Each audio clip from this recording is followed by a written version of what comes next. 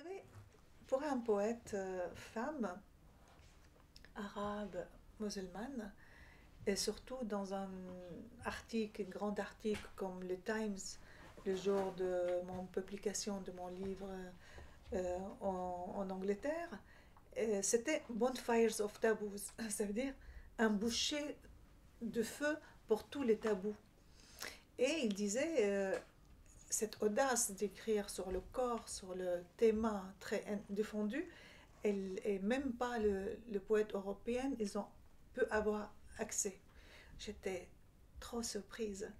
Moi, j'ai pas pensé avec cette affranchie de la poésie que j'ai touché au tabou tellement sacré dans un monde occidental. C'est-à-dire qu'ils disent, moi, plus qu'un autre poète en tout le monde occidental, c'était vraiment pour moi une surprise. C'est moi, mon rapport avec le mot, c'est un rapport amoureux, un rapport érotique, parce que le mot aussi, elle me séduit. Le mot aussi, elle me prend dans son piège, me prend dans ses bras. Les poèmes aussi, c'est un rapport vraiment charnel. Et un rapport des fois très douloureux. Je ne suis pas une poète facile à écrire. Je n'écris pas tout le temps. Je ne suis pas une exercisante de l'écriture, ni de la style. Mais tout thème, elle m'oblige à montrer un parti de moi que des fois, moi, je l'ignore sur moi. Et ainsi, je comparais cet acte d'écriture, c'est un acte vraiment qui est presque prophétie. Parce qu'il y a quelques poèmes que j'utilise aussi un surah du Coran et je le prie pour moi. Il dit, dans le Coran, on dit Iqra, ça veut dire lis. Moi, je dis Ektob, ça veut dire écris. Et ainsi, je transformais toute cette idée de l'écriture, de la lecture dans un poème par les fontaines de ma bouche pour montrer mon rapport avec la poésie et qui est aussi mon rapport avec l'amour. La poésie, il me vole des fois de mon devoir. Et celle-là, c'était pas pour moi facile, autant qu'une femme comme avant, j'étais un peu classique dans le classisme d'une femme, de sa devoir vers sa famille. Je me sentais que j'ai sacrifié cette femme, que cette femme presque, presque, comment dirais-je, sainte.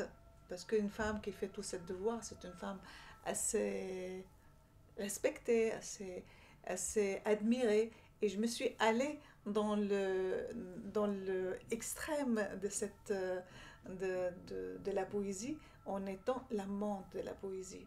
Parce que c'était un acte assez secret, tu sais, parce que je ne peux pas l'écrire devant tout le monde, je ne peux pas le faire devant tout le monde. À ce moment-là, c'était vraiment un acte très, très intime, surtout comme on l'écrit. Hein. Un acte très intime. Et est-ce que c'est aussi un acte politique au sens de la rébellion Tu es né en Syrie C'est devenu un acte politique. C'est ça qui est bizarre, que la poésie nous oblige à un moment de prendre part du monde. Et c'est-à-dire, c'est qu'on déclare avec la poésie. Et c'est que le poésie, je pense des fois, la poésie, c'est un pêcheur. Et il pêche en nous, c'est qu'on nous, on ignore de nous. Il pêche dans notre océan et il sort ces choses qu'on ignore. Et tout d'un coup, tu te dis, et là, qu'est-ce que j'ai écrit? Ah mon Dieu, et puis tout d'un coup, tu prends responsabilité de ce que tu écris. Je deviens ce que j'ai dit. Si je deviens ce que la poésie a dévoilé de moi. Cette partie cachée, cette partie... Et à un moment-là, tu t'engages. Parce que la poésie te demande cette partie d'engagement. Si tu écris des choses fausses, si tu écris des choses qui n'existaient pas ou qui n'est pas à un miroir et à toi, en écho de toi, qu'est-ce que ça sert? Pour moi, la poésie, c'est un acte politique parce que l'humanité nous amène à la politique. Sans la poésie, sans notre humanité, la politique est caduque. Ça veut dire, si on marie l'humanité avec la politique, je pense on arrivera à une société de paix, une société de prospérité. Mais le problème, c'est que les politiques, ils ont oublié cette partie de l'humanité. Ils ont seulement dans l'économie. Et l'économie, il nous fait éloigner de la essentielle chose. C'est l'humanité.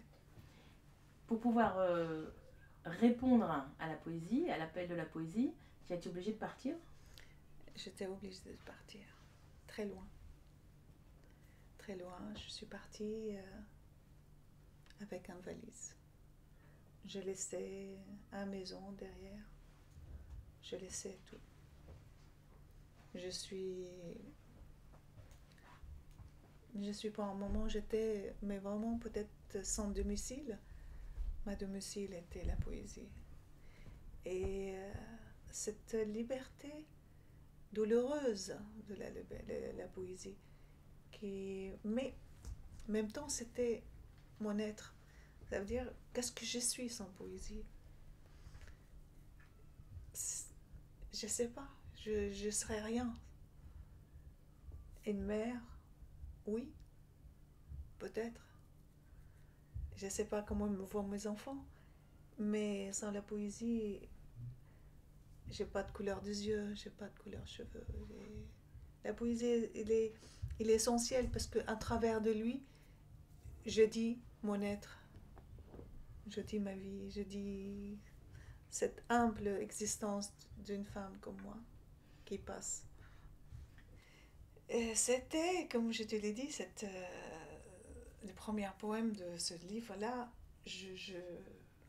cet affrontement avec un poème, avec la poésie, avec le mot. C'est vrai, c'est la première poésie à moi. Le premier poème, c'était 19 ans, 16 ans, 17 ans. Mon livre à 19 ans.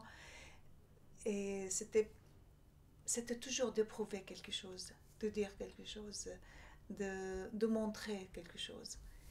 Et le poème le plus répandu dans le monde, dans ma vie poétique, c'était Les femmes comme moi. Cet poème que je revisitais maintenant. Cet poème qui parle d'une femme soumise, une femme qui prend le gifle et qui jamais ose répondre, cette femme qui pleure de colère mais jamais crie, cette femme qui rêve de liberté. 2011, Maram c'est autre. Maram, elle ose dire. Maram, elle pleure mais elle rend le gifle. Maram fait la liberté. J'ai tout à fait, je dis, mais avant, chaque fois je lisais ces poèmes qui entraient dans un système éducatif pour des enfants de 12 à 18 ans à Ramallah en Palestine, ces poèmes qu'il a eu de livres à son nom, de films à son nom, elle a pris vraiment beaucoup d'extension. Et chaque fois j'ai dit, mais elle est classique ces poèmes, mais pourquoi elle a eu ce succès? Et chaque fois je le lis, je dis, mais vraiment, elle est vraie. C'est moi, je suis toujours cette fille gentille, cette fille qui prend le gifle, cette fille qui ne disait rien, cette fille qui fait aucune résistance. Maintenant, je dis, j'écris, je descends dans la manifestation, je dis Abba pour les dictateurs, je dis halte aux oppressions, je réponds et je fais la liberté, et je veux dire, je le trace.